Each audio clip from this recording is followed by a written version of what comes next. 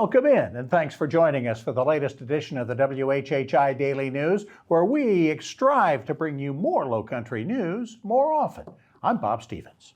We begin with power in numbers. In northern Beaufort County, the County Planning Commission sat through hours of comments by more than 50 residents late last week and then voted unanimously to recommend to the entire County Council that a zoning exception for a proposed gated community and golf course on protected land on St. Helena Island not be approved by the County Council. A special zoning rule known as the Cultural Protection Overlay is designed to protect the environment and historic culture of St. Helena Island. It was enacted nearly 25 years ago. Developers were looking to get an exception to that overlay, but area residents were having nothing to do with that. County administrators do fear lawsuits against that cultural overlay someday. The project is not dead yet. County Council will vote on it in a couple of weeks. Lowcountry Congresswoman Nancy Mace was quietly voting time after time for Kevin McCarthy during last week's contentious House Speaker votes, but now she's not so sure she's going to support McCarthy in his first big vote on the rules of the House, telling Face the Nation on CBS that she's worried about the backroom deals McCarthy cut to get the Speaker's post. She does support the new rules that she does know about. She also called out Florida Congressman Matt Gaetz as a fraud for fundraising off his opposition to McCarthy. When the state legislative session opens on Tuesday, lawmakers will already know what Governor McMaster would like to see in the upcoming budget for the state. The governor would like to see at $2,500 raises for starting teachers. That's a little more than a 5% pay raise to $42,500 a year for the starters, though districts would have the option to pay more. McMaster trying to get starting salaries up to $50,000 by 2026.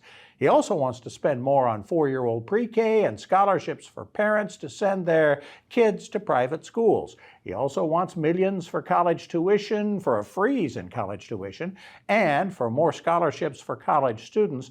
All of that adds up to less than $500 million in a budget that's expected to have $3.5 billion extra dollars to spend. Now that's just the education side. There's also $78 million more for workforce training programs, about the same amount for pay raises for state employees, and over $120 million to cover those employees' increases in health care premiums.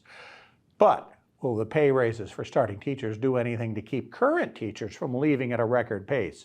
The head of the South Carolina Education Association says improved working environments are just as critical as money. Last year, a new rule guaranteeing 30 minutes of break time for elementary and special ed teachers was a good first step. A whole handful of separate bills have already been filed to help teachers. 3 of them are just straight salary increases. One offers bonuses for excellent teachers. One extends the salary schedule out 5 more years.